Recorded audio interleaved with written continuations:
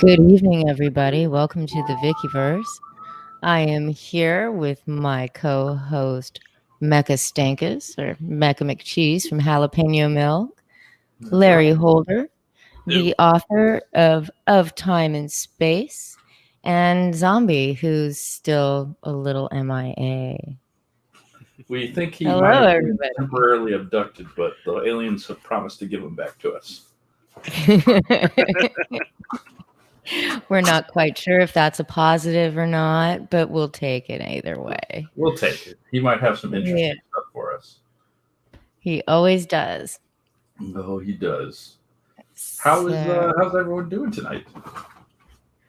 Doing all right. It is Friday. We are here at I Kind of Believe. Can't get much better than that, can it? No, we're the best show on paranormal stuff ever of all time. Of all time. Of all Ever, ever. Yeah. Yes, indeed. Oh, we got some interesting people in the chat. Hello, Big Steve. Christy, Hello. Robert Mechanic, Robot Mechanic, Jake the Chain, Hrojabe Hrogavek,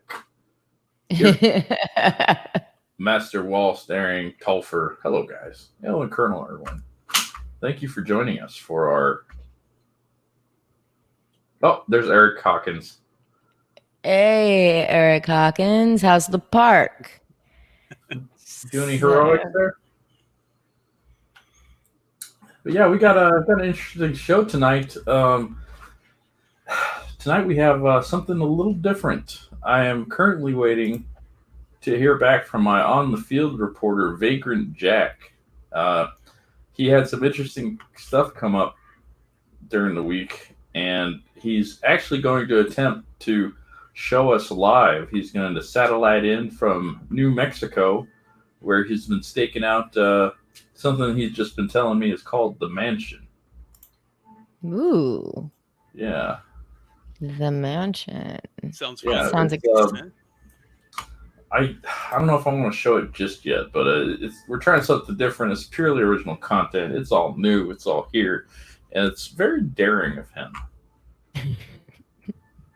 But he is safe. He is Vagrant Jack, and we'll get to that soon. But I guess I could start out with something that came up last week, and it's something called the Cocoa Man, which, if you don't know what that is, I don't blame you because I'd never heard of it before I started researching it. And basically, the Cocoa Man is an urban legend in Mexico and parts of the southwest of America. Just to kind of brief you guys briefly, the myth of the cocoa, or Kikui, originated in Portugal and Galicia. According to Real Academia Española, the word cocoa derives from the Galician and Portuguese coco, which means coconut. If you're not terrified, just hang on, it gets better. The word cocoa is used in colloquial speech to refer to the human head in Spanish. Coco also means skull, or crown of the head, or the highest place. Enough of the etymology on that. Many Latin American countries refer to the monster as El Cuco. Northern New Mexico and southern Colorado, where there is a large Hispanic population, it is referred to by its anglicized name, the Cocoa Man. Parents in these areas sometimes invoke the Cocoa Man as a way of discouraging their children from misbehaving. They sing lullabies or tell rhymes warning the children that if they don't obey their parents, El Coco will come and get them and eat them. It's not the way the cocoa looks, but what does that scares the most, it's supposedly a child eater and a kidnapper. It may immediately devour the child, leaving no trace, or it could spirit it away, to a place of no return, of course. It only does this, obviously, to disobedient children. It's on the lookout for children's misbehavior from the rooftops, and it takes the shape of a dark shadow while watching. It represents almost the opposite of a guardian angel, and as a result, it's frequently compared to the devil. Now, I do have a video and it's not very long, and it's more of a profile than anything, but it'll kind of get us prompted, and hopefully get us in the mood for Vagrant Jack's in the field report. But give me just a moment. Have you guys ever heard of the Cocoa Man? Yes. No. What's your experience with it? Is most of what I said kind of? Well, I used to live You in used to New be a Mexico. misbehaving child, weren't you? Yeah. No, but when I lived in New Mexico, I traveled around a lot in the state, and just to go see stuff because it's a beautiful. I mean, the desert out there is gorgeous. It's one of the reasons why I moved there. Yeah, I went from the beach to the desert. So yeah, that's where I had heard of the Cocoa Man. Cocoa Man. Cocoa Somebody is cuckoo for Cocoa Man. But anyway, I have the video if you want to share my screen, Miss Vicky. Certainly. Okay. So normally I don't have the same enthusiasm for urban legends as I do for UFOs and stuff like that.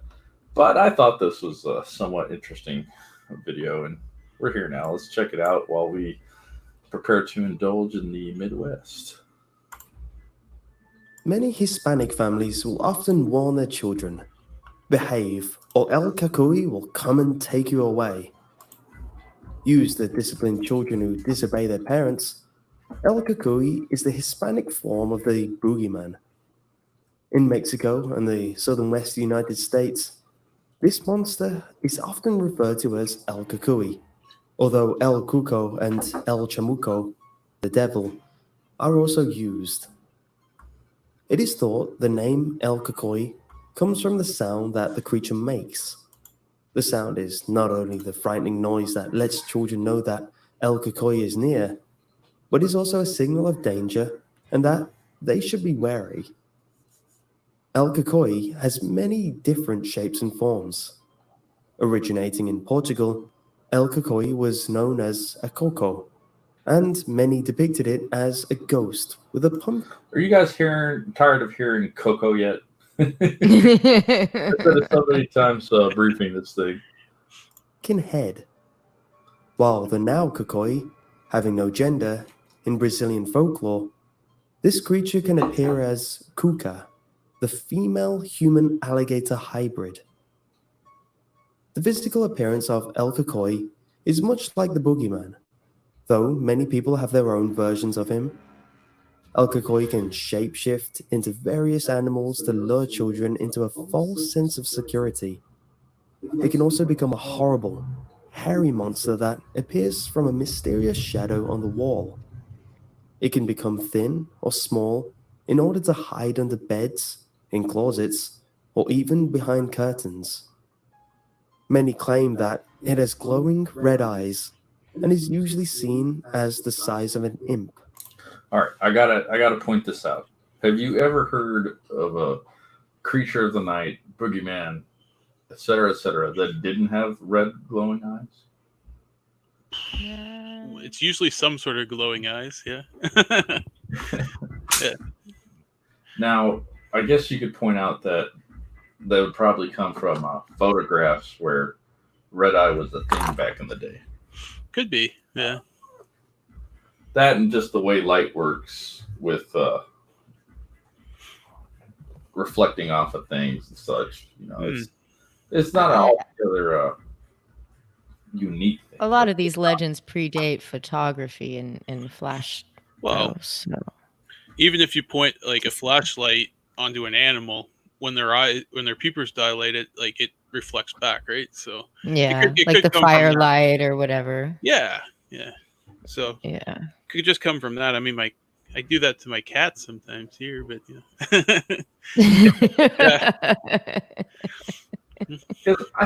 I think it's important to kind of. We usually don't try to like disprove things on this show. We like to wonder about what could be, and I guess given that it's the reason I was more interested in the show is because of the New Mexico region, and as we'll see when Vagrant Jack gets to us, there's a lot going on there. So for me, I'm interested in the story because it came up last week, and it's geographically familiar to where we're going next. And is there creatures out there in the New Mexico desert that could also fit the description of the El Kikui? It could also kind of help spread the kind of the allure or the sense of mystery that area has, I suppose you could say. Well, you have to wonder because lots of cultures have boogeymen Yeah.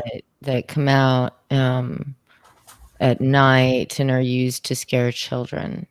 So I wonder, how that all interconnects. Baba Yaga, Tate Duende in Belize, the Jersey Devil of all things was actually a boogeyman. Yeah. I thought it was somebody that really liked pizza. So much that they would haunt the backs of pizza parlors, and they would find unsuspecting young men to prey upon. Yeah, I think in a way, Krumpus is even a boogeyman. Definitely, yeah. Yeah. So. Is that related to Krampus? Yeah. Krumpus? So Darkspawn said, here's the thing. All the images of the reflected eyes of the animals are green, not piercing red. Yeah, that's true. Yeah. Is that right? Shows me what I know. And somebody asked, how come there's no Boogie Woman? There is Baba Yaga. Yeah. She's Russian. She's a Russian. Well, I mean, the Russians, of course, are going to give you a boogie woman. Yeah. But yeah, so there is at least one boogie woman. But you'd think there'd be more. I've always found women to be more terrifying than men. I thought there were some in Japan. I can't remember the names of them right now, but they have a lot of different. Yeah, they have a whole list of different kinds of boogeymen and women in Asia. Yeah, through Japan and China. Definitely. Yeah. So anyway, the Midwest flavor is interesting to consider. It's obviously it's a desert area, and something that I've only briefly known about because I've been friends with Vagrant Jack for many years, and he's been living in New Mexico for a number of those, and it's come up a couple times, and it's been of interest to me. But when I introduced him last week, a lot of people were telling me there's stuff to check out there. He's not there tonight, but one of his future assignments for this show is going to be something called the Hum of Taos, New Mexico. And the Hum is something he was familiar with. And he's finding a bunch of stuff. He's got some interesting things coming out. But what he collected for me for this week is some images he thought were kind of just of note to him. Let's see here. Faye Thomas. New Mexico is a very spiritual region, so if you investigate certain places, I think you're going to find some paranormal activity if you stick around long enough. That is, that's true. I agree with Faye on that very, very much. But here's some pictures he's taken. This is some artwork on the side of I think some adobe buildings. I'm not sure what it is, but it almost looks like a witch, actually. There's some kind of serpent, maybe, or banner, some kind of globe thing. That's not something you'd see pretty much everywhere, I suppose. Let's see. This was Vagrant Jack just going down the street. He had a companion with him for this one. And here's an interesting one. This was on the outside of a building that I think he's going to right now, actually. Oh. Very cool. And he said he's about 5 minutes out, so we should be seeing him join pretty soon. So here's another picture of it. This was the door of the mansion. I think it's the same building, and he had a lot more in the report. He just couldn't get to Google Docs to agree with his phone too much. But we're working on the technical difficulties. But it's a somewhat famous spot in New Mexico. Yeah, I think that was another shot of the building he had here too. Whew. Let's see. More of that. And I think this is another location that he had scouted out, but we're mostly concerned with, let's see. Yeah, this is a pretty neat shot. Yeah. And he's got this staircase scene. I think he wanted to show us in person, but he also recorded the video. Let me see if I can pull that up too.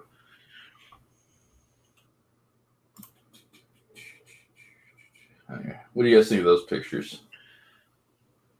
Pretty cool. They're creepy. Yeah. And like a little bit of good creepy. Yeah, it's I don't know. It's like Faye was saying in the chat. The whole region's kind of known for this stuff. It's I don't even know how to really brief it other than I think there's kind of a mystique to the whole area that I want to investigate more on.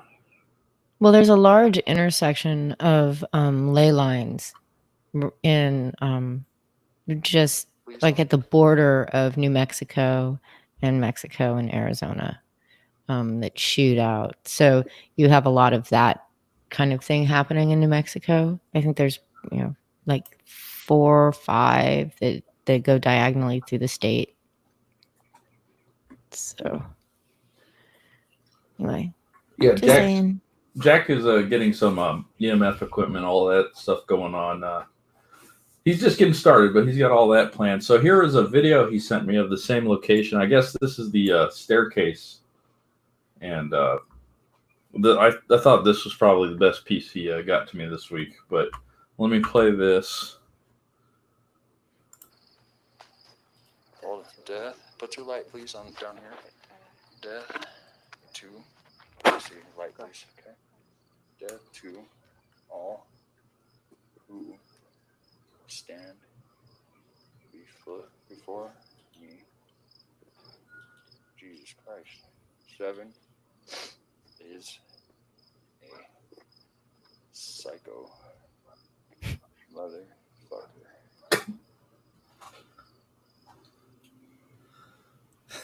Whoa.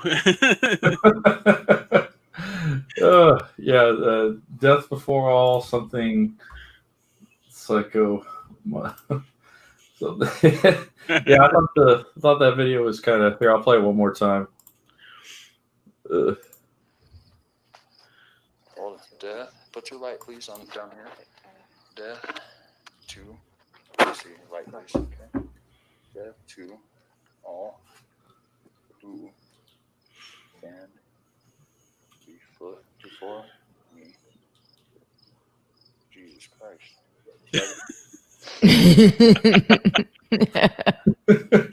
Psycho motherfucker. It's such colloquial language, you know? Yeah. Anyway. So he's got the link. He's going to come in when he's ready. But, yeah, Vagrant Jack, he's onto something out there. And his mystique along with the New Mexico flavor is going to grow. And please keep him in your thoughts and prayers as he's... I don't want to say he's putting himself at risk, but he's doing some really brave stuff out there. And we're going to make sure that he stays good and safe and all that. But that's, I don't know. What do you guys think of the staircase video? It was pretty creepy. Yep. It is a little creepy. Yeah.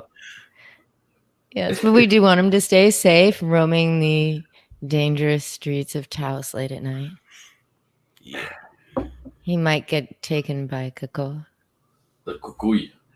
Yeah. Kikui. Anyway, so that's yeah, we'll be hearing from him soon. I think he's actually going to the same location, and he's going to give us a live shot and kind of a little tour through it if he comes through. His connection's not going to be as strong as I think he's anticipating, but we'll try. And, Right. well, while we wait, next time we'll go ahead and we'll go for a little change of pace. Last week we talked about briefly discussed whether or not Paul McCartney is still with us. Well, the real Paul McCartney is still with us.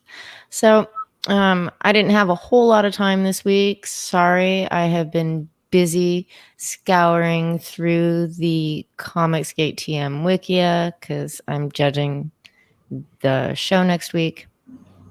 So I do have this for you, though. I'm not going to play the whole thing. We're just going to go ahead and get started. I'll dump the link in the description. And why does that look really, really weird? So we'll see how this goes. Okay. I know, right? Let's stop sharing that and start and try it again. Oh, life gets in the way sometimes. Let's see. Much better. Much better. So, and here we go.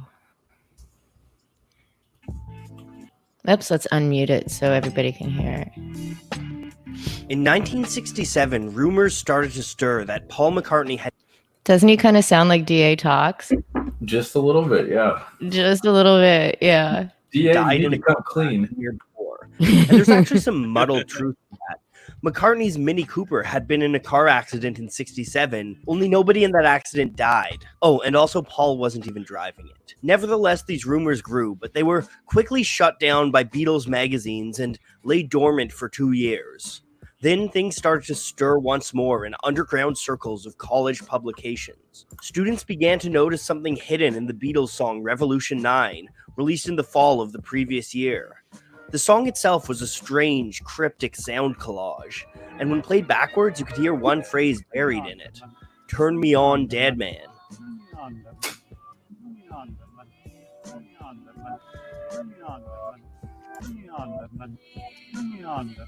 Between this and the rumors from a few years earlier, college students began to put 2 and 2 together. Paul McCartney was dead, and the Beatles were leaving cryptic messages to their fans to point them to the truth. These rumors went from college gossip to national news on October 12, 1969. That day, a university student named Tom Zarsky was calling into a show on WKNR-FM. He got the DJ to play Revolution 9 backwards, and the rumors exploded. Inspired by this secret message, Beatles fans all over the world went looking for hints. And if you're looking hard enough for hints of a conspiracy, you're going to find them in unlikely places. Rumor has it that the end of Strawberry Fields Forever revealed another hint phrase, I buried Paul.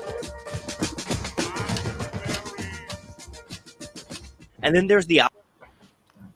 Yeah, I'm just going to pause that for just a quick sec for, even though we've played it for a while, for the copyright gods. Yeah. Just saying. Yes. So, but it's almost halfway through, so let's keep going. album cover of Abbey Road. Some saw the 4 Beatles crossing the street as a kind of funeral procession. John was the preacher in white, Ringo the Undertaker in black, and George the Gravedigger. And even more damning, 3 of the Beatles were wearing shoes, but Paul McCartney was barefoot and out of stride with the rest. Then there's the clues all over Sgt. Pepper's Lonely Hearts Club Band. People saw a patch on McCartney's shoulder that supposedly read OPD, which stood for Officially Pronounced Dead.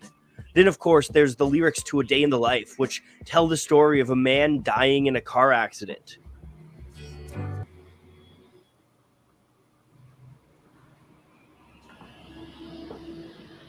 I have no idea why it suddenly just... It won't let you play any Beatles music, and also the Winged Beatle expose by their ex-manager and roadie caused the Beatles to quietly attack all of the other Paul is Dead and Paul the Twin and so on stuff on YouTube. So they're all mangled now. Oh, well, that's a good explanation. Damn. Damn, boy. Boy. Let's see. That kind of You're lucky you still have your channel. Yeah. I know, right? McCartney had died on an October morning in 1966. However, the Beatles wanted to continue working and making money, so they replaced him with an imposter by the name of Billy Shears. Most of the So if you rumors stop were it here, disproved out eventually, but the whole All right, situation hold is on. living proof that Sorry, my hand was occupied. so Okay. the Paul is Dead is a cover for a couple of real Beatles conspiracies. One being Michael McCartney, who's Paul's twin, who they pretend is actually his brother, even though the guy that they use as Michael McCartney looks nothing like Paul, and the real Michael and Paul McCartney were always dressed as twins. But this He Blew His Mind Out in a Car was actually about a young lord who apparently died very young. He was a friend of the Beatles, and he ran one of their sort of costumier tailor type shops for men's suits, including all the sort of hippie fashions. He apparently died very young, but he was one of the people who faked his own death and just rejoined the intelligence agency that he'd been a frontman for. So the Blew His Mind Out in a Car thing is not about Paul McCartney, but it is a conspiracy. Interesting. if you really want to believe something, you can find hints anywhere. Hey everyone, thanks for watching. As you can probably tell, So there we go. Woo. You'll stop sharing. So it's like the Beatles conspiracies are just deep. Is that what you're saying, Zombie? Okay, so you got Sgt Pepper's Lonely Hearts Club Band. Lyric, it was 20 years ago today, Sgt Pepper taught the band to play. The head of British intelligence in America was Colonel Pepper, and he began his operations 20 years ago, almost to the day from when that album was released in 1947. So that's the real Sergeant, aka Colonel Pepper. The Paul is Dead conspiracy was a deliberate attempt to reignite interest in the Beatles at a time when they're at a low point, but also to do what's called a limited hangout of the real conspiracies, because even contemporary with that Paul is Dead nonsense, people had noticed the photograph of the two Paul McCartneys on the boat. People had said, is he left or right-handed? Why do his teeth change? Is he wearing false teeth? What's happened to the epicanthic folds on his eyes, and so on.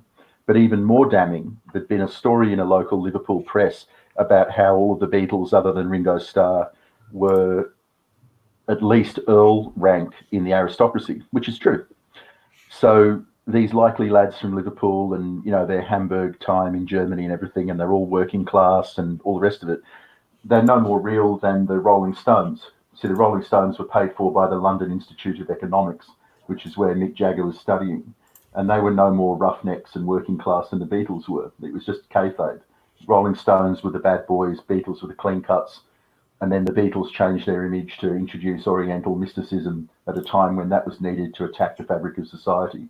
So you've got real conspiracies from the Tavistock Institute, Colonel Pepper's American section of British intelligence, the fact that 3 of the Beatles are twins, and so on.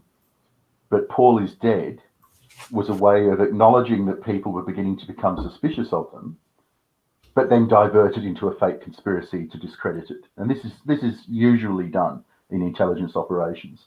A lot of this is covered in the Ruttles, the original The Ruttles television special, which is a sort of some members of Monty Python plus people, sort of Monty Python hangers-on, doing a parody of the Beatles called The Ruttles. But The Ruttles, because it was made with the Beatles, who wrote the songs for it and sang on some of them, has a lot of their own confessions in it, if you can deconstruct it. So Paul is Dead, if you just buy the surface layer of Paul is Dead, it's nonsense. But if you look into Paul being a twin, John Lennon being a twin, what John Lennon's real name is, the fact that he's fairly closely related to the guy called, or publicly called, Barack Obama, Paul McCartney's links to the peerage, the period of time when Paul McCartney disappeared and was living in a street in London with a psychiatrist known for hypno-programming, and so on. And the Winged Beetle film and excerpts were released by their old manager, who is one of the two Billy Shears. Now, Billy Shears is a name that the Beatles used to use in public, and it was supposed to be an in-joke. But Billy Shears actually refers to one of the people who was one of their agents to promulgate the various conspiracies. Because one of the things people notice is it was the Beatles that started Paul is Dead. The Beatles originated all of the false conspiracies in an attempt to head off the real conspiracies. But Billy Shears, the other Billy Shears, he inherited 2 suitcases full of all the proof of all the real conspiracies, and then tragically died by throwing himself off a balcony and being shot in the face before he could fully release it all. So we got the Winged Beetle film, which was on YouTube, and then nothing. Just a lot of, so I'm appearing on David Letterman. Yeah, I'm Paul McCartney. And there's that silly story about you being a fake or being replaced or something. Yeah, well, people say all sorts of funny things. But he didn't deny it. Do we have anyone in the back room? Yes, we do. Would you like me to? Sorry to interrupt our Beatles extravaganza here, but our man on the street is ready to join us. Yeah, let's bring him in real quick. And Jakey Snakey, Vagrant Jack. Vagrant Jack. Hey, how's it going? Yes, sir. Ew. It's going all right. I'm getting eaten up by some mosquitoes here. That's fine. Waiting to go inside, but I'm ready. Show us what you got, man. You know, got to work this time zone out a little bit better so that next time I can be. I wanted to kind of wait till it got a little darker, but here, That's let me fine. see. Can I turn this thing around? Probably. Yeah, go ahead. Trying to figure out how to do this, dude. Okay. Hold on a sec. He might do need this. unexpectedly. Put sketch on. Ready? All I'm right. just gonna have to turn. What was that? Go ahead. Floor is yours. Okay. All right, you guys ready? We're gonna go. Oh, here we go. We're at the steps. I'm starting down here where I showed you this video last time. I'm just gonna turn the phone around. There you go. Can you see? There we Can go. you see, buddy? Oh. Yeah. So this is the stairs Yeah. you looked at earlier. Yeah. Those who stand before me, 07, is a psycho mother. Psycho motherfucker. There you go. Yeah. Well, as you see, it's not as spooky. It's light out still, but Oh, I'm that's- kind of glad. Here we go. We're entering the fucking doorway. Here we go. There it is. Coming in, Bree. Oh, wow. Okay. Yeah. You better be careful your fucking steps. Ah, it's nice and light in here. There's lots of light in here, you guys. I'm telling you what, children. I just saw something run across the screen. There's the library there. The library. The library's not down in that bottom part. Okay, I've never been in here before, you guys. You guys. Then the stairs go there, then go to the stairs. Who's with it? He's got a companion with him. Just checking it out. So this one goes all the way up. Okay. I should have came here at night. It would have been a lot better. You know? That's fine. We're doing what we can. It's pretty freaking weird though, dude. I don't know. Check this out, dude. There's a lot of ways to get hurt in this building. That's for sure. See this? Yeah. Look how you tear out all that shit. Get this shot, dude. This is pretty cool right here. Like this. Check this out. Beautiful, huh? I charge a lot of money to run See, that's that. what I told you. But Towels. What? What happened? What? So there's a kitchen in there. What did you guys? You guys okay? Yeah, I don't know. She always hears like some weird noises while we're here. Hey, it's the same I thing. know this place, so shut up. Look, remember I was showing you this earlier. When I was at the park, somebody does this thing. Bad dude. Sad dude. Sad Is that a dude. bag? Sad dude. Oh, wow. I don't know what that is, man. What's the structure? What's the building? What is it? Yeah. I don't know the entire story, man. Let's see. What does this say, bro? Forever, everyone is God, is Buddha. Yeah, okay. There's a weird little witchcraft symbol again there. How are Gang. you? Are you feeling spooky? Gang. Oh, it's daytime. Gang. I mean, you know, it is, Alex, but it's just not like the way it would be if we were here at night, you know? Yeah. It's just a lot. I mean, there's some cool, you know what I mean? And there's a story to this place. There's a story to everything in Taos, dude. There's always a lot of history. Is that a pyramid? I mean, a That looks pyramid? like a Masonic. It looks like a Masonic consecration stone. Where? But don't go back and show Ah, it. Just yeah. keep looking, obviously. Are you getting anything like Yeah. any good stuff here? I mean, 'cause it's really incredible looking on the inside here. You know? Oh, there's another story down. Okay, so we're about to enter the basement, apparently, right? You're not going down? Okay. So there's something that's going. Smart woman. She said, hey, check this out. I'm going to do something cool. Crazy stairs.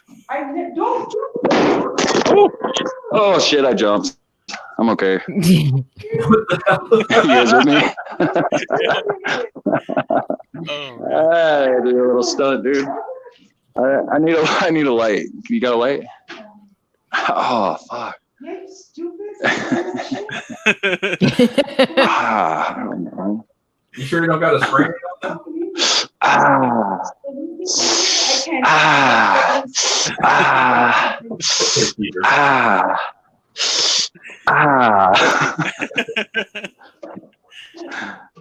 Okay, now you're in the dark place.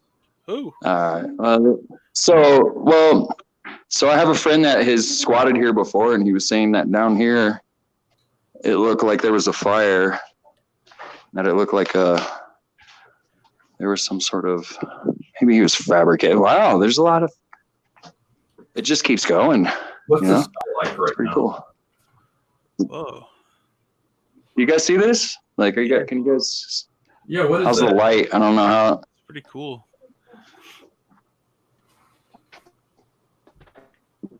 Oh. We still got him? Oops. Looks like we lost his connection. Uh-oh. Okay. We'll come back to him, but that looks interesting. Really? Just outside that building he entered, it looked like it had a pyramid consecration stone, or Who's he similar to back? the one at Denver Airport, in fact. Ooh. They were never heard. I'm gonna pop him out until Yeah, his pop him out. connection. Beep, boop. Okay, I'll check Beep, on it boop. before the show's over, and we'll see what else he's dug up. Yeah. Oh, is he back? Ah, there we go. Yeah, it just gotta get too dark, and you. I don't know. Stashing your shit. Stashing your body, that's for sure. Stashing a body. I'm just kidding. Don't. All right, guys. Well, that was kind of the tour of this creepy ass motherfucker. Did you, Zombie saw that there was some kind of like Masonic symbols. Do you see anything like that? There was a pyramid-shaped lock Um, outside the doorway when you were going in. Yeah, can you go back to that doorway? I didn't even know the fucking bottom part was there. There was a pit when I was first going in. Yeah, See, I Just might before not when have you- even before seen you that. went downstairs. before you went downstairs. Can you guys I never see? This is totally open, man. It's just.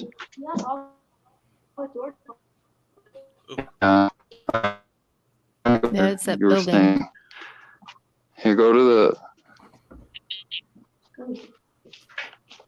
When we went, yeah, go up. Eesh. I jumped from right there. That's how badass I am. I almost killed myself. Definitely got to go. There's some more. So there's some symbols. So these are where these symbols are everywhere. Do you guys see these? Kind of the circular shape. Yeah, there's like this circular, and then this like little 3, and then outside it, there was actually a. It totally is. Totally is, dude. You know. Yeah, that's something. That's what I mean, the sheer amount of like just witchcraft in this area is insane, dude. Like I've been witched for sure. I think I've dated a couple. Yeah. Okay, we're gonna go. That's so weird. We gotta go back up these stairs just to get to. So he was. Yeah. Holy fuck. 21. The tile. Okay, well, hold on. Eesh. Yeah, that's pretty cool. Definitely. Wait, did I ever look in this room? There's another. Is that a satanic symbol? What is that? Inverted pentacle. Yeah. Try and see There what it is symbol again. underneath it is. It's probably a crescent moon. Hey, look at it. It says, do you guys see that? Good job. Yeah, this is Okay. a meeting place. This is a meeting place for witches. That's why it's got the circles. The meeting place? Yeah, this is like hobo code only for witches. I'm freaking, hold on. Kind of lost here. Oh, I went the wrong way, dude. How do I get out of here? How do I get out, Bree? Watch out for the Real. goat. I don't know how I got it. All right. Okay. Crescent This is moon, how I or not? came in. Looks like it. Okay. Okay. Pyramid. What was Yeah, it shows that. It's like a block outside by the Hey. doorway. There's my knife. I totally left it here. What? Have you on the way in? I thought she stole it. Okay, I'm going. I'm gonna say he's a pussy. Yeah. I'll allow her. Okay, so here's where we started. Don't look at the stuff here. You know what's kind of weird though? Okay. Yeah, dude, I had to take a couple shots of vodka to get ready to go in there because I was kind of nervous, so don't judge me. But I didn't know there was. Hey, Jake. I Vagrant didn't know that Jack, either. So where were we saying? You got a message from our audience. Hello? Jake? Oh, we lost him. We lost I did him? not do that. Okay. Yeah, his connection's probably pretty spotty. That was pretty cool. Yeah, That was well, fun. Very cool. Yeah, we. Wow. I wish next time we send them out like this, we're gonna make sure it's a little darker for the spooky factor and that kind of thing. Lovely. Sorry. That was so stunning. Yeah. Here he's back. Hold on. Oh, he's back. Hey, Vagrant You are. Jack, we got a message from one of our audience members. Faye Thomas says, "I live in Napa. I lived in a very good house here. The real deal, people. And Boogie on, be careful, Jake Snake. It's a creepy place for sure. You got this." Thanks, Mom. That's my mom.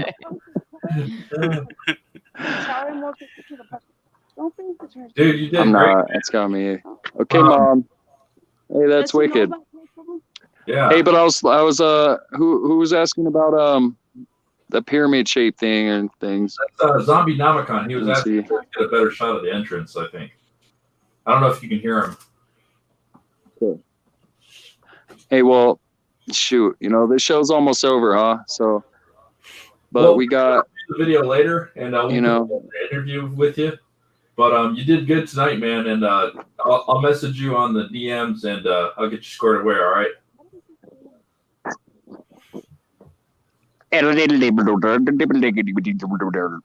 yeah. Being abducted? That's what I heard. Okay, thanks, Vagrant Jack. We're gonna kick you now, but stay safe there, okay? Good night, Jay. See you, man. Yeah. Well, he's a little eccentric. I think he's just enjoying it. But what did we see in the video that you guys noticed? I know the inverted pentagram was of interest. The circle things were of interest to me, and we'll have to go back through the video and maybe pause it after the show and see the pyramid thing that Zombie was talking about. It looked like it was part of the structure as a commencement stone or a commemoration of the opening or something. And if so, that's Masonic and very similar to the one at Denver Airport, only much smaller. If that's what it was. But the witchcraft symbols are part of the witchcraft code, or what people wrongly call Satanism code. Like it's not Wicca and sort of feminist female magic. It's actual dog sacrificing cultists similar to the Smiley Cult, 4-Pi and Process Church. There's a whole it's part of VICAP, part of the Violent Offender Capture Program, Capture and Apprehension Program. But there's a booklet that gets circulated with all of their symbols, so you can a bit like tattoo booklets and other sorts of sort of code booklets that get circulated, so you can work out what these people are up to. But the circles, every circle is a meeting that's been taking place there, and it tells other witches. It's wrong to call them witches, really. Ritual black magicians. It's telling them that that place has got enough negative energy for it to be worthwhile to cast spells there. And the inverted pentagram consecrates it blesses it as somewhere where you can actually do a work with a capital W. In that fireplace where they said good job, presumably there's a burnt animal in there or something. A burnt animal? For sacrifice or cooking? For sacrifice. Sexual assault, sacrifice, and then incineration. Well, that's creepy. That's their religion. Yeah. Well, you said it was a place. It's not just for homeless people, then. Well, only as a cockroach motel for the Luciferians to use, because homeless people are another useful supply of blood, although it's usually tainted in their case. But if they can find one who's only recently become homeless, you'll never see her again. But there's a strong overlap between the organised black magic cults, drug runners, and wet work parts of intelligence agencies. They overlap. This is what's his name? Moritieri's Ultimate Evil. He was one of the first expose writers on it, and then there's a Facebook group, closed group, that investigates it. The Opperman report covers it sometimes. That might be a guy to talk to. It's treated as serious crime, because it is. The occult stuff and paranormal stuff, law enforcement doesn't really get into that, other than it's just creepy. But it's not like you're sort of you're not stopping them to stop black magic rituals. You're stopping them because they participate in really serious crimes: abduction, rape, murder, desecration of churches, drug running, contract hits. The Cotton Club murder is an example of it. Cotton Club murder? Yeah, what's his name? Larry Radin. Manson 2 did that, so-called Manson 2. He was a contract killer for the mob, allegedly CIA, and also a member of a black magic cult. The same with Henry Lucas and some of the others. The Program to Kill channel, Patrick, a Belgian guy, on his Program to Kill channel on YouTube covers all of this extensively, exhaustively. And Dave McGowan got into it just before he tragically, unexpectedly contracted fatal cancer and died. It's one of those.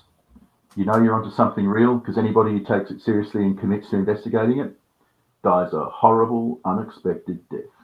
But Vagrant Jack won't die.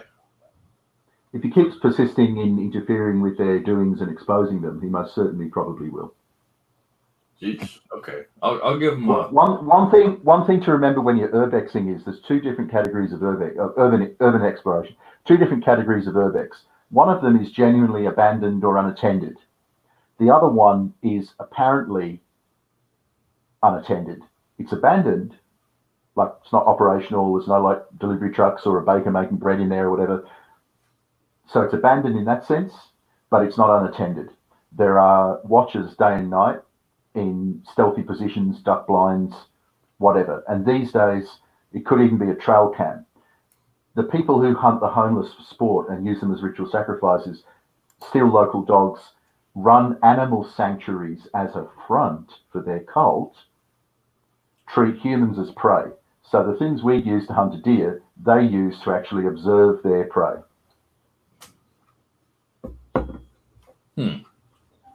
So discretion advised. Yeah, I'm going to send them a message right now to keep an eye out for that sort of thing. Well, homeless people have normally got a sixth sense because they've got to protect themselves in a way that settled people don't. You just got to tell them to sharpen up that sixth sense.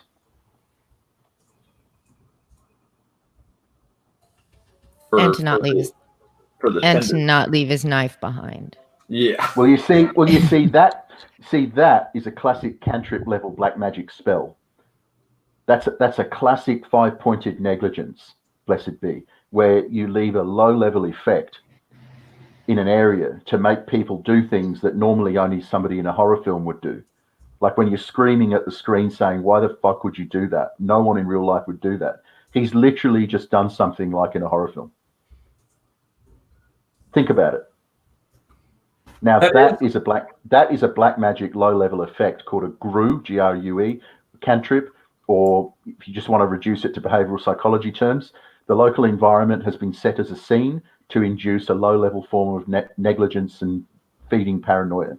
So people who are more emotionally vulnerable, or you could say psychically sensitive, begin to be worked upon quicker than people who are very sort of down to earth. But even the down to earth people can be affected by the vibrations, if you want to call it that. And the knife thing, you got to remember in ritual magic, the best symbol of a sharp knife is a sharp knife. So to leave a knife like that, knives severing, astral severing, and so on. True evil, paranormal evil, rarely begins with a spectacular light show and a 500-foot tall monster destroying New York. What it normally begins with is a series of strange, apparently unconnected, and very insignificant incidents which build together. I mean, when you interview these nutballs in a criminal case, these assholes are happy to tell you, to boast about it. And, they're content to know that very few people who investigate them believe it. So they're sort of like... Zombie, I sort don't of saying, you, but I just asked Vagrant Jack about it. He said the knife is not where he left it. There you go. So somebody was watching them the whole time. How's that grab you? Tell him to get the fuck out of there now. And if he's staying in a particular place, he can assume that they know where he's staying. He needs to move immediately. I'm not kidding. He needs to find a new place to sleep. Yeah, I just told him. Away. See, people who investigate it like him, they've always got a background where it can be explained if anything happens to them. They can just say, "Oh, well, he was a strung-out loser anyway, so of course he threw himself in front of a bus." So he just needs to get the hell out of there now. That would make me feel a lot happier about it. Yeah, I just told him. Yeah. You see, you go up series of stairs and downstairs and so on. That's the Bocadelli Inferno. That's the mouth of hell. And you enter there voluntarily. So everything they do to you, you've consented to. The rabbit has walked into the snare. You went in there of your own free will. They didn't tell you, they didn't in any way trick you. You walked in of your own free will. And so you complete or perfect the sacrifice. You reverence the sacrifice. You looked at them and they look at you. And there you are. The circle is complete. And what did we see all over the windows? Circles, loops, nooses, and a burnt fireplace and an inverted pentacle. So that's like the stripes on a tiger. Whatever they do, if they do anything, they can say, "Well, you saw the signs. Not our fault if you don't understand them because you're too ignorant. You fucked with us before we fucked with you." So I'd tell him to bug out, change position, enfilade somewhere else. Seriously. Yeah, I just told him he's probably gonna have some questions for you in the DM room. But yeah, that's really curious that Blaze Baton Art says his girlfriend was picking up vibes. They're going to have nightmares tonight. In a different area. They'll have nightmares tonight. They'll have what's called sendings. Astral projection. Yeah, astral projected influence, lucid dreaming that somebody sends telepathically to a victim to manipulate them and change them. Hallucinations. They'll start changing their emotional state and their outlook on things without even realizing. It's best just to let the local coven or whatever they are. I don't really like calling them covens because that has a different meaning. It's good to let the local 4-Pi Society or Process Church chapter know that it was just a bit of fun and that, all viewpoints are valid and you got no proof they've done anything wrong. It's just live and let live and we're walking away and that's it. Thank you very much. But this isn't the beginning of a war. Okay. You're not fucking with them. You just walked into the wrong bar. Now you're walking out. All the best.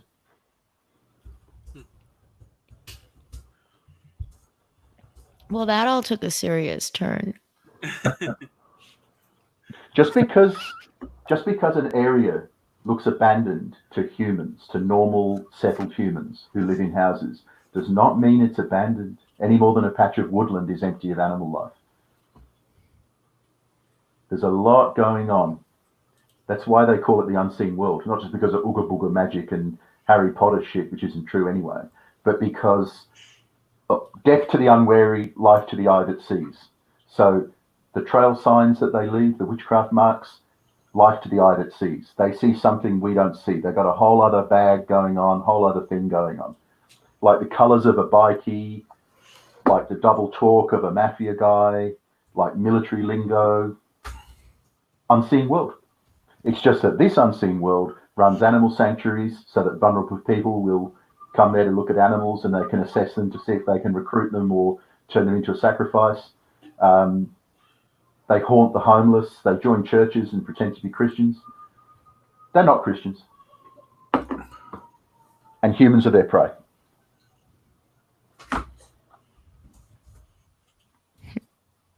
Well, certainly been a laugh. Oh, well, I said from the beginning, we wanted to make sure that Vagrant Jack is safe. I told him to keep an eye on the DM room. Maybe you can brief him a little bit, Zombie, when we get off the air. Sure. The main thing is leave the area. If he's currently the beneficiary of any charity, handout, safe place, if he's got a drop-in centre, unfortunately, the best thing would be to just stop going there because the Luciferians have infiltrated all of those places. Well, where does a fisherman stand apart from on a riverbank? Of course they've infiltrated those places. So the smart money is just to pick up sticks and find a new safe place to hang out. Yeah, definitely. I'll definitely keep in contact with him and hopefully he's safe. And he's asking questions. Cool. I'll get in the DM. Yeah, we'll check on him after the show. But okay. Well, that was a hell of a first appearance for Vagrant Jack, huh? Yeah. Yes, indeed.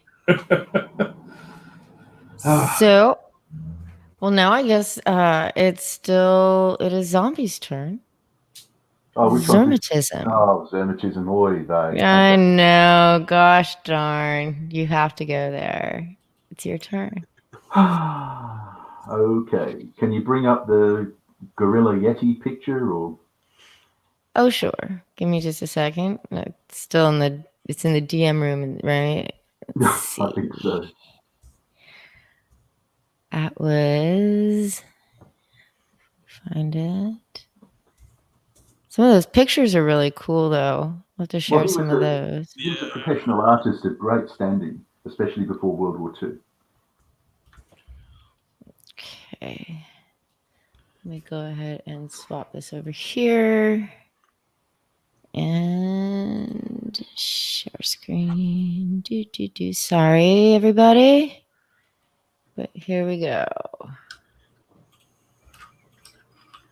Close that ad. Close that ad.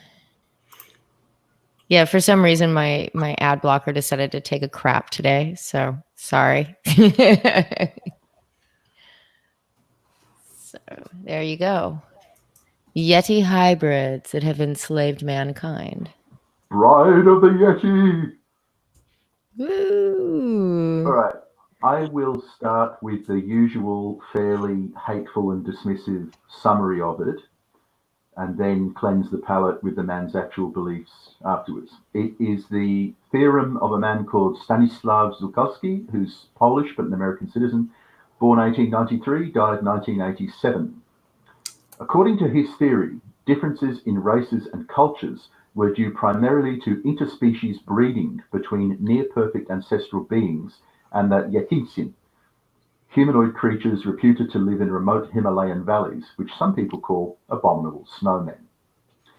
So he believed that Easter Island was the only place on Earth where humanoid life survived the flood, as in the flood, capital T, capital F, and that on that island there were what we'd now call Denisovans, Neanderthals, Cro-Magnon, and the whole range from giants to pixies. In other words, the whole Lord of the Rings spectrum of humanoid life, from little tiny people to hobbit-sized to human-ish people, cavemen, to cannibalistic human-eating Neanderthals, which are more like orcs, great big ones like trolls, and the Denisovans, who are the furry humanoids, right? The sort of gorilla-looking humanoids, the ancestors of the Yeti.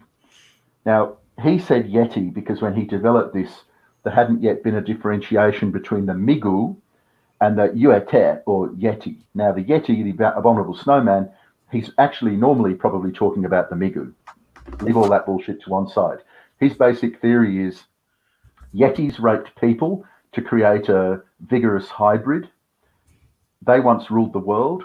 There was a single language, a proto-tongue or protong, and that human history, of course, has been falsified or concealed, originally by the Yeti rulers, and then in more recent years, just the arrogance of humans not to accept the reality of our origins, that we were actually herd animals for these monstrosities. So Zermatism, qua Zukalski's original conception, became his passion to trace the evolution of all of the languages from the Rongorongo script that's found on Easter Island, which is a pictorial script. He was very, very thrilled when it was found that the same script has appeared in ancient India and Pakistan, particularly at Mohenjo-Daro, which is a city that was apparently destroyed by an atomic blast, some people believe, at one point. And that there are references, there's also Adam's Bridge, which is a Neolithic bridge which connected Sri Lanka to the mainland India, apparently before the flood. And also there are evolved forms of the pictograms from Easter Island, which are in fact ancestral to many other languages. Now, does that validate his theory? No. But to be fair to the man, he's gone from being an apparent complete crank to being a man who has genuinely stumbled over some things that are quite hard to answer using conventional archaeology and history, surprise, surprise. Now, the basic premise is that there was, first of all, an enslavement of our kind of humans by the Yeti people, and then later on, of course, slave revolts, escapes, a degradation of the races, a weakening of the Yeti people, and so on. One interesting aspect is that up until his death, he didn't say that this is all historical. He was saying that the Yeti people are still around. Now, in H.P. Lovecraft's writings, because he was so erudite, so well educated, he actually has this in some of his stories. He has what he calls the chocho, And this is something that more ignorant people have always misinterpreted, because they say, well, Lovecraft got it completely wrong because he's confusing one sort of Yeti with another sort of Yeti, with this, with that. But in fact, Lovecraft was correct. The Chocho, the devil men of the Himalayas, were indeed restricted to one valley, even according to the local Tibetans. If you actually ever go there, you go to Lhasa or Lung or any of the other 1 mile square kingdoms in Tibet. Yes, indeed. There are ruins belonging to the Chocho in our world. So possible confirmation of Zukolsky's theory, but certainly Proto-tongue, all languages originate from one language. Well, that's even in the Bible. Easter Island as a survivor of an ancient flood. There's some archaeological evidence underwater that it survived huge inundations. Zermatism has now become a little bit like the Nazi Annenerbe beliefs in terms of, and the theosophical beliefs about root races, about ancient perfect races like the Asgardian gods and the Jotun, the giants, and so on, and this perpetual racial-based struggle. He also claimed that the figures of the god Pan, the horned god, the satyr god, and satyrs in general, forest-dwelling, horn-skulled, cloven-hooved humanoids, were a real creature that existed, and that they were also a product of yetis raping human women. This is the point where conventional thinkers always just dismiss it all and say, yeah, well, that's just an absolute steaming pile. But you see, they've now found horned skulls, which they can't explain, so they hide. And those horned skulls are perfect skulls in the sense that the horns are not a deformity. The skull is correctly shaped to support the extra dynamics of those physical horns and so on. And of course, since he passed away, they found the hobbits in Indonesia. They found even smaller humanoids that they're claiming are fetuses, even though they're perfectly formed, but 6 inches tall. There are the Puerto Rican sightings of both horned furry humanoids and also of tiny pixies. There are the Mexican and Belizean reports of the Ik or Ixchel, which are furry ape men who use high technology, rocket packs and so on. See, the thing is, as humans, we're predisposed to think that something furry must be primitive. But Zukolsky was one of the early originators of this idea that, well, that's just chauvinism. And in fact, the Sasquatch or Yeti men were the high-tech people. We're the weird hybrid that lost its fur.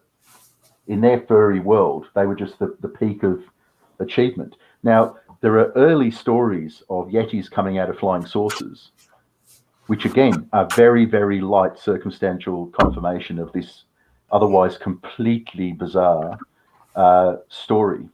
And it's interesting, the Annenerbe, which is the Nazi crank science, fringe science group, were desperately trying to find him.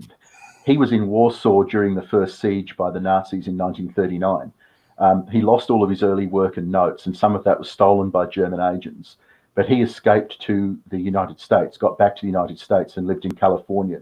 And there's believed to be a secret repository of Zermatism and Zermatic writings somewhere in Northern California, but nobody knows where. So there you go. Very cool. Absolutely bizarre. It's one of those ones that really is, it's a bit like, well, Reality Box. It's one of those ones that's outside most people's reality box, completely outside it, like way, way outside it. And then you start finding little bits of physical evidence here and there that something like this could be true.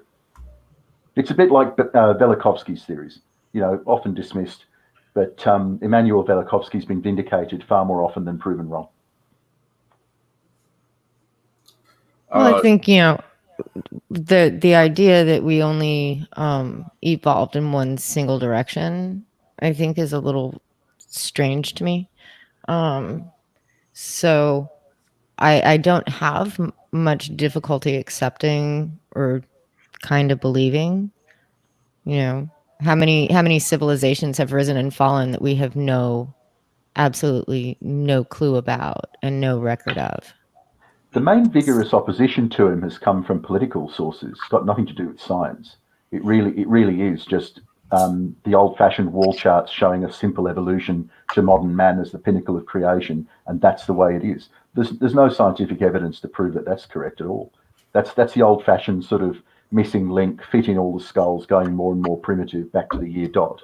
There's no evidence of that at all. And since this man passed away, they've established scientifically that there really was a genetic bottleneck. There was a mass extinction of humanoids way back 200 and 250,000 years ago, and then a consequent speciation, a proliferation again. But the proliferation after that genetic bottleneck, after that mass extinction or whatever it was, all of the surviving humanoids were much closer genetically. Yes, like MK Geiger's just said, Lloyd Pye looked at this, and the Melba DNA research. Yes, exactly. He's becoming more vindicated than dismissed now. Not that they'll ever admit that. Can you give us a brief on that? What you were just talking about? Which bit? The bottleneck? Melba and Lloyd Pye here.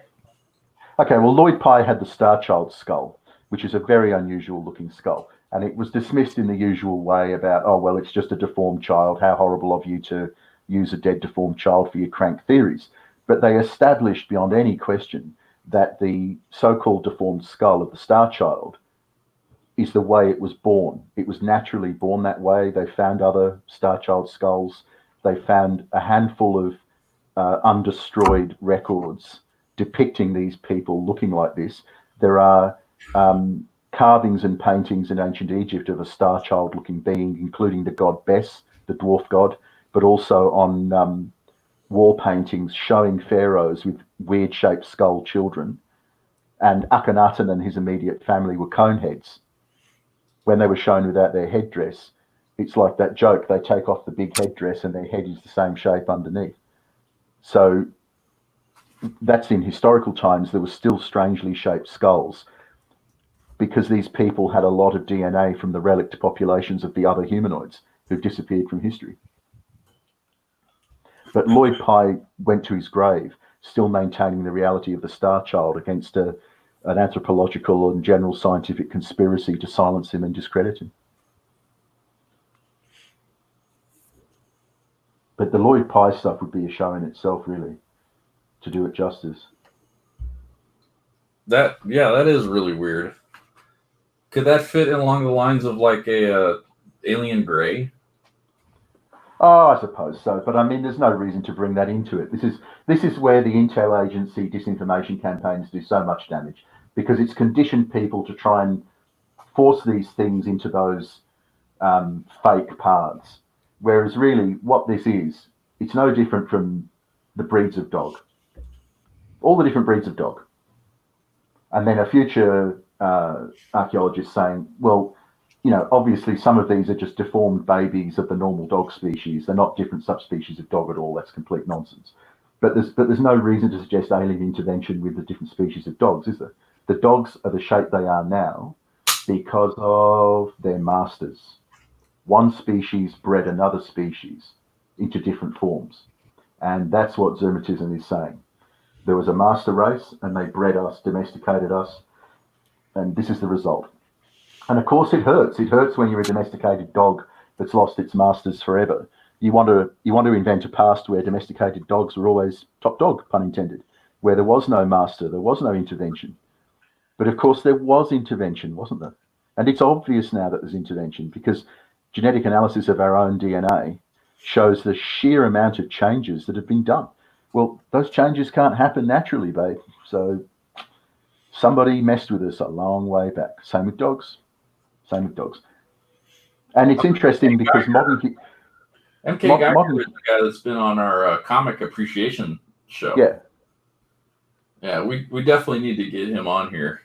He's he's quite the mind. Well, MK Geiger, can you join us now? Would you got the stream. Yeah.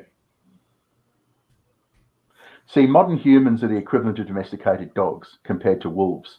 And dogs have an anal sniffing behavior and a rolling over on their belly behavior that wolves don't have. Even though wolves and dogs can interbreed, that's how close they are. So Zermatism and all of these theories, my own theory about Phoenicians being the direct descendants of the cannibal Neanderthals and hiding their empire through history, same sort of thing. It's just a question of degree. We are the dogs. and our masters were the wolves. We are, like Charles Fort said at the end of the 19th century, we are property. The earth is a farm. We are the cattle in the field. And the reason that can never be peace is because whenever it looks like peace will break out all over the world, the surviving masters sabotage it and keep us at each other's throats. We are bred the way we are, and it is not by accident. It's what's called the sinister barrier theory. The earth is like sometimes people say, oh, it's a prison, like the prison planet. But basically the earth is an aquarium or a cattle farm or a prison, not really a prison. I don't disagree with that. But basically we're farmed. We're a domesticated species that think we're free. We are an engineered species that think we've naturally evolved, which is just patently ridiculous after even a moment's thought. And this feeds into other kinds of so-called conspiracy theories, other areas of research, like, well, if space flight's faked, why is it faked?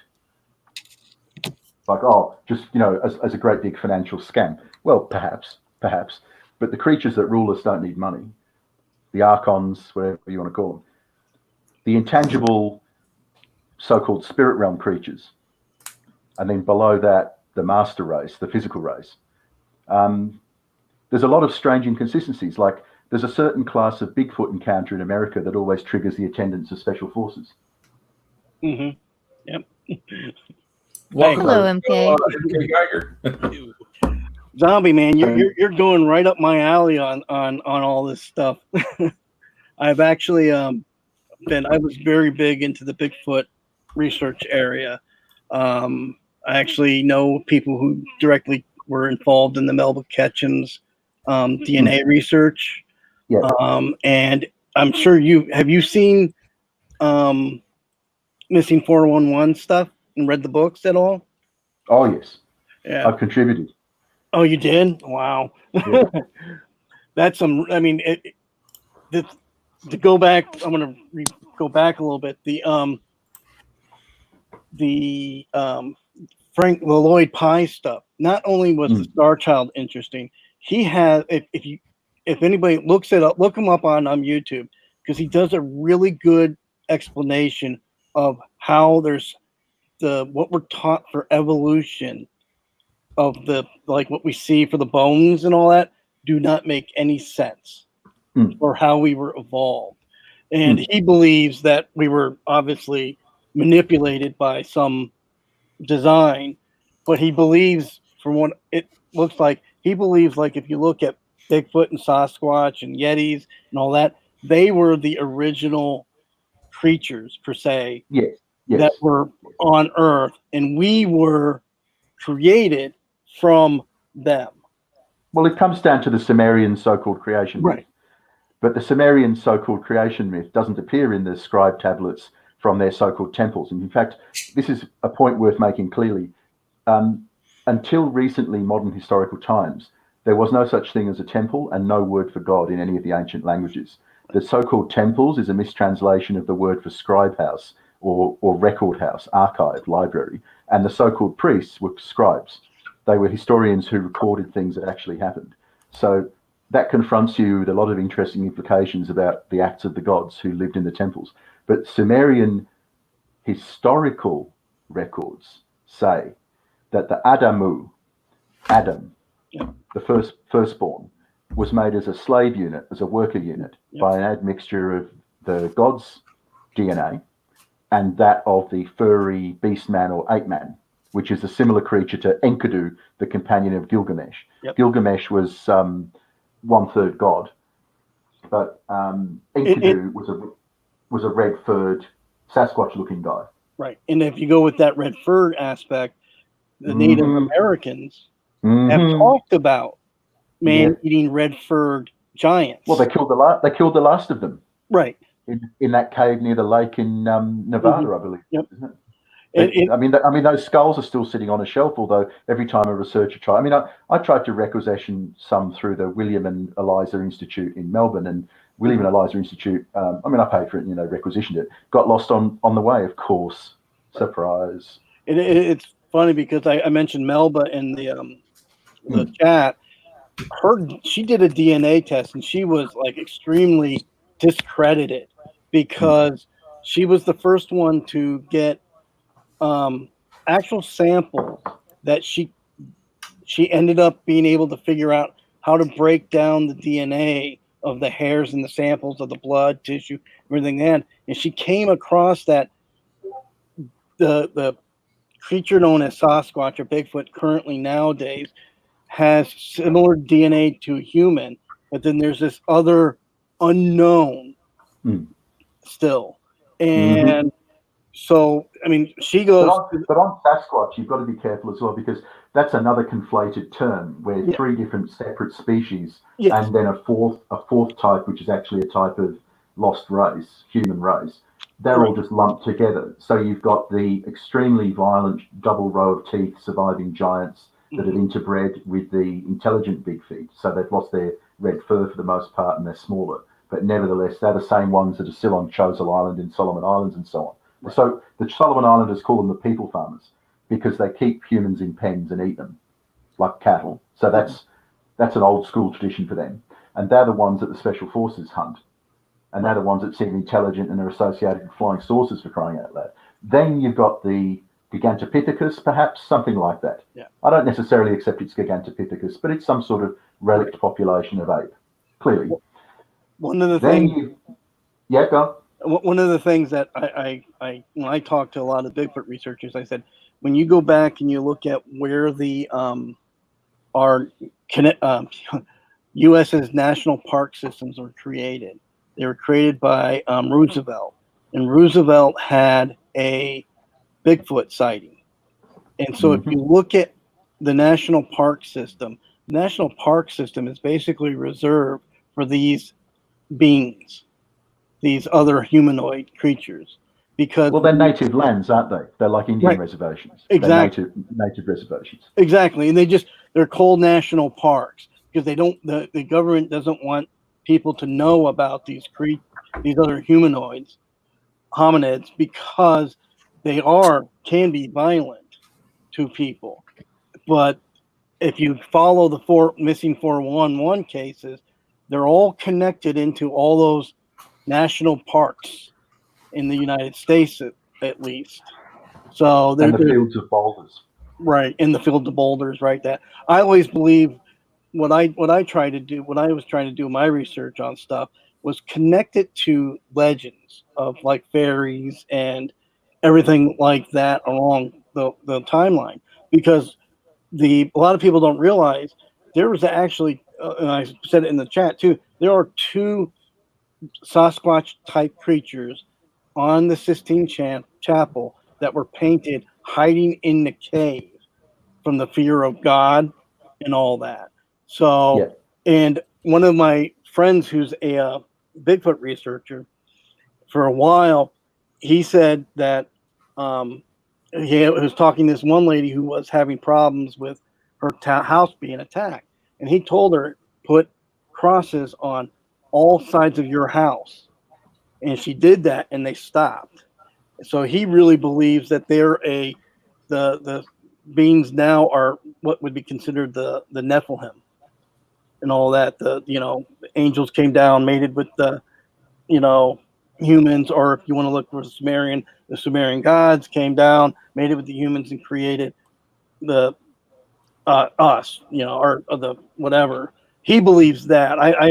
I still sometimes him and haw with him about it, but he swears up and down because he's actually gotten a picture of a Sasquatch. It's blurry, obviously. But there's what looks to be like a gray alien on its back, and all that. And my belief is that all those things are related and have been related for years. I mean, what we call alien now was something else in the past. Well, that's what Aleister Crowley, of course, famously said, isn't it? What are called angels and demons today will be called something quite different tomorrow. He knew, of course he knew. What I think people have trouble with is that you've got to remove any form of religious framework to begin with, to look at it scientifically. But that doesn't mean that there aren't non-physical, non-human intelligences, the archons or whatever you want to call them.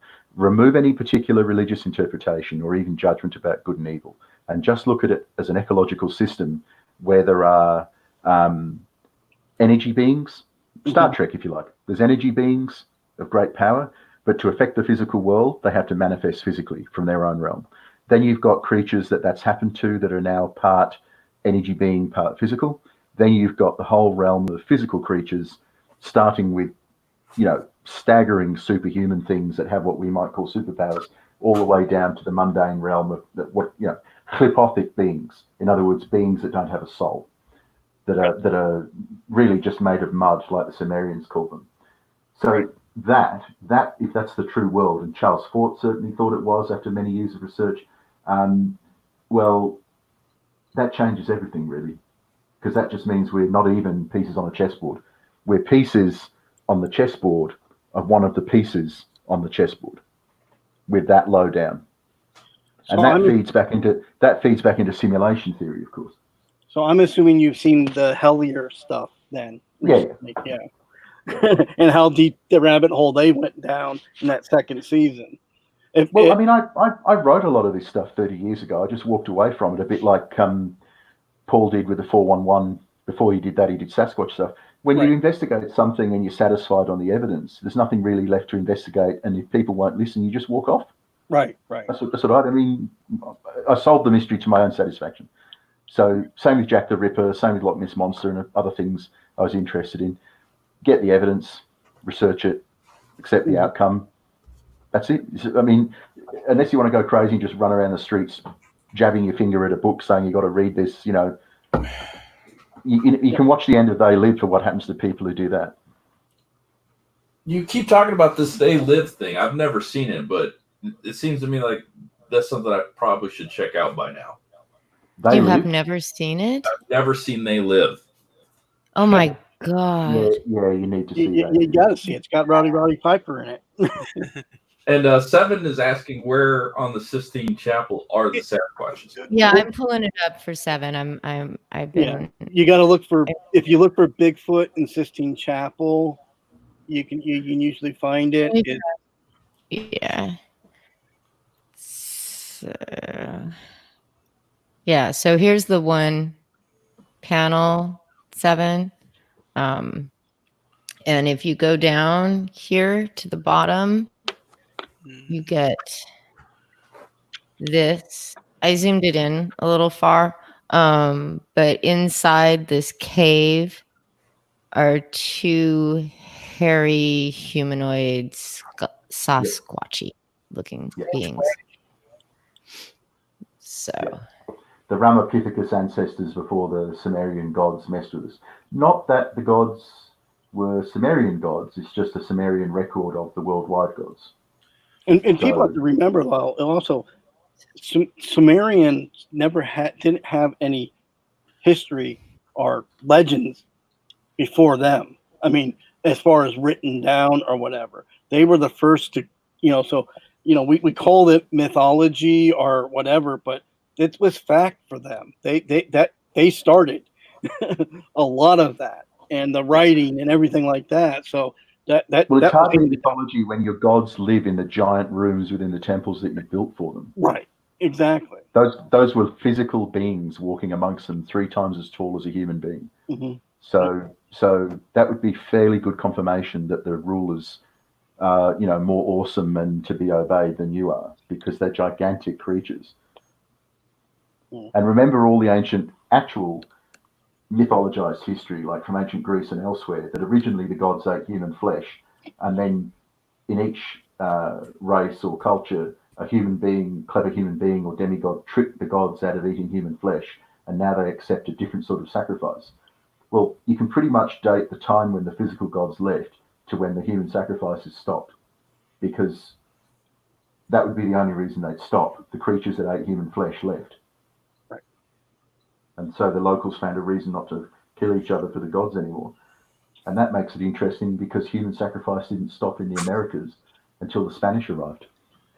That means their gods were still around. As indeed their contemporary records said they were. That's why they thought Cortez was one of them. And that tells you what the gods looked like. He was just short. They just thought he was very oddly short for a god. Right. But then they thought, hey, God's a god. I feel my poor daughter, she's gotten into the conspiracy theories and all the stuff as well. So she's always It's much better to say research. Don't use the CIA hate language because that just reprograms your head the wrong way. It's research, not conspiracy theory. Right, yeah. She but I mean she wanted me to buy her a ghost box. We have a ghost box. She has we have the Oculus, so she's constantly playing with it. But she has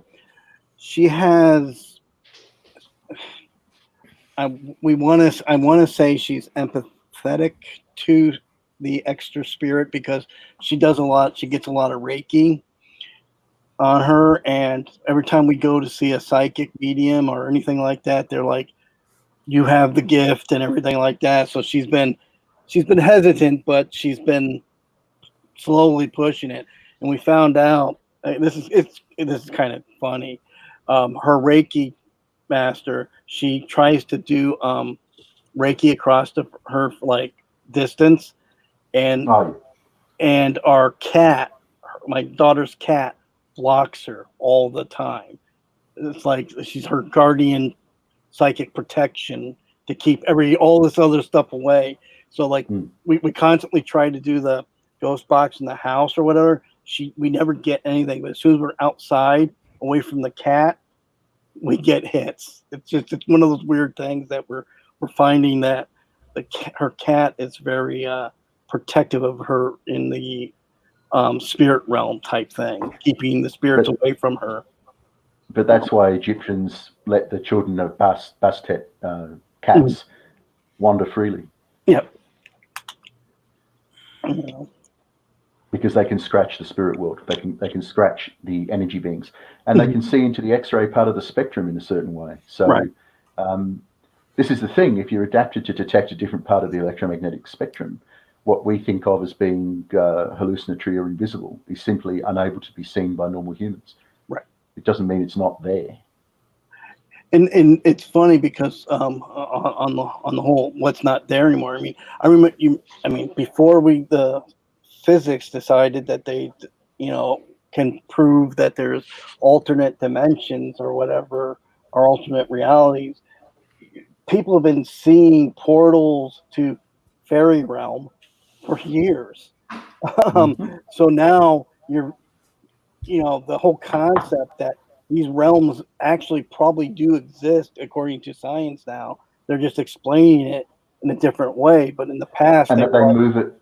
The passage of time moves at a different rate in other worlds. Exactly. Yeah. So I mean, like, and now physics comes back with its own cripple-minded, bastardized version of it. Yeah, exactly. I mean, pathetic. It's like one great Rishi, one great Hindu sage, said that too many Western scientists are dwarves grasping for the moon. That they refuse to see the obvious and only seek the absurd, because the absurd can't be challenged and makes their job safe, and means that they're indispensable to interpret their own nonsense and fables, rather than simply, obviously as a Hindu scholar, he said, you should look at the ancient texts, which are full of knowledge and scientific knowledge, and indeed are. But he just meant more generally, if you keep on coming up with absurdities in astrophysics, well, no one can go out there and check. So you can spend an entire career in theoretical maths or theoretical astrophysics, never producing anything of any value to your fellow man.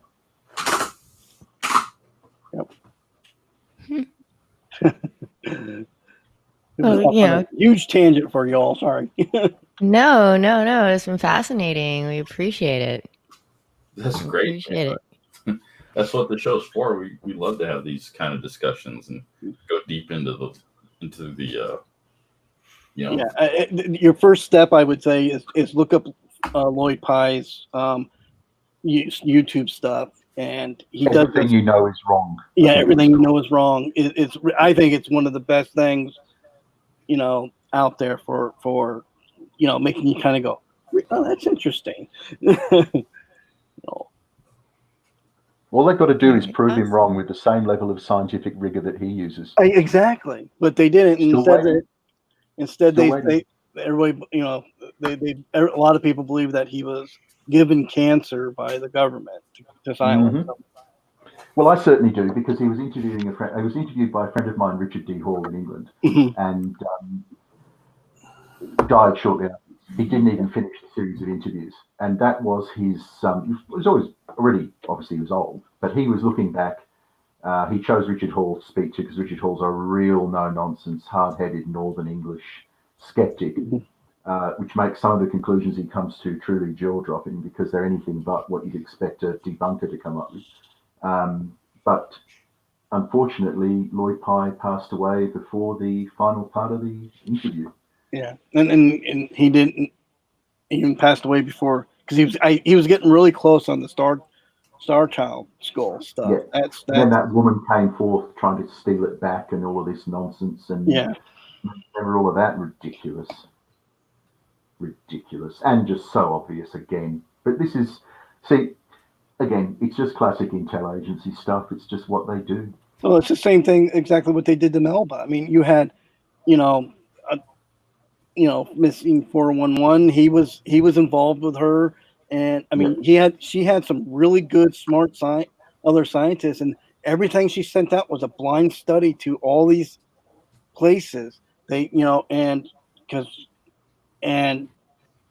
were like, oh, this is interesting. They couldn't figure out. And as soon as they found out what she was doing, they're like, oh, we can't do it. She ended up not getting into any actual journals because nobody would touch it. So she had to publish the work herself. So they all like, oh, it's fake. And I mean, I've been looking back at, there's a guy on his channel's called How to Hunt, and he's been going over the Patterson film, Gimlin film stuff, where he's gotten new information that whole thing was a huge setup, that there was actually dead bodies of Bigfoots around in that area where they were filming, that the military came in and killed a lot of them, and Patty was like the only one that survived. And the microscopic analysis of the bullets hitting the flesh, and the other one in the shadows of the trees. I mean, this is the thing. Oh, there's no good evidence of any of these things. Then you get good evidence of it. Oh, that's fake. So you can't win, can you? No, it's not good evidence. It's not good evidence. They feel safe to say, oh, well, that's just, that's not reliable. You present really good evidence, like daytime sightings of flying saucers, close-ups of the Antarctic cave mouth entrances, perfect, crisp 1080 pixel pictures. Oh, that's fake. Yep. At that point, I just simply stop engaging with them. They don't have an open mind, and they're trying to insult my intelligence. And my intelligence only likes to be insulted by porn and certain cartoons. So I'm actually pretty interested in how they're getting away with doing Skinwalker Ranch on History Channel. Skinwalker's fake. That's why, mate. You think so? I know so. Well, I think I think it's all government based and fake. They moved in after the original portal opened there, and the original Skinwalker witch basically took on that rancher. I mean, this is exactly like the Roswell the Roswell fake, where you've got a much better report from a slightly different area, and you just never hear about it now. It's always drowned out by the Skinwalker Ranch nonsense. All the Skinwalker Ranch stuff. I mean, they were faking it with George Knapp and filming it, and a real event happened. And they turned the cameras away from the real event. Mm-hmm. But they still caught part of it on film, where the portal opens up and that werewolf, whatever the fuck it is, dire wolf thing, giant, whatever the hell. Well, have you seen this? Black dog, as we used to call them. So a black dog appeared and was changing shape. Right. And then, no, let's keep filming George Knapp sitting on a chair. Well, have you seen it on the History Channel lately? They have a show, The Secret of Skinwalker Ranch, and they actually showed the llamas getting attacked by a black dog-like creature. But that's the limited hangout, you see. Mm-hmm. See, limited hangout is one of the most effective things agencies have ever come up with to use. And it's actually from the stage magicians who taught them everything they know anyway, where you have something that's impossible to ignore and people are seeing it, but then you explain it away, you let a little bit of it out, and then it all just diverts completely away into something else that's nonsense. Right. Yeah, I mean, they didn't have that. They didn't do that long of a show on it yet. Surprise. And obviously, I'm like, they have this whole area supposedly covered, and they it was hard to see what was attacking the llamas and stuff like that. And they even brought Linda Moulton Howe on the show. No, well, there you go. There you go. Yeah, I know. she'll go to her grave convinced that what Richard Doty told her the first time was the truth. When Richard Doty's now gone on camera, on record, saying it was all lies. Right. And it was disturbing how easy it was to lie to them and be believed. And now they won't stop believing it. It's just Paul Benowitz all over again. I mean, Richard Hall, the man I mentioned before, he collected all the information about crop circles. And he got all of the local names of the hills around where the crop circles appear, like Golden Ball Hill, Devil's Hill, to show that it's a real thing. He contacts her about human abductions, and she goes, "Oh no, I spoke to a dentist and he said that it's all Agent Orange." And he really thought the world of her before that, because that's why he was going to contact her. He was saying to me and to other people, "No, I'm going to call Linda Moulton Howe in on this, and she's been researching this for decades. She'll cut to the chase." So he calls her, and she couldn't be more unpleasant. And she's saying that the person who brought in the evidence is a fraud, and it's really going to town, going Jack the Ripper on the people with the real evidence. And she's done this consistently for so long, it can't be an accident. Right, yeah. Take a bow, John Lear, cough, cough. Yeah. Same thing. Well, before we wrap up for the night, if you guys weren't aware, due to some loose lips sink ship situations, we compromised our StreamYard links, and we have extraterrestrial named Rich Turok joining the show right now. Rich, how are you? I am alive.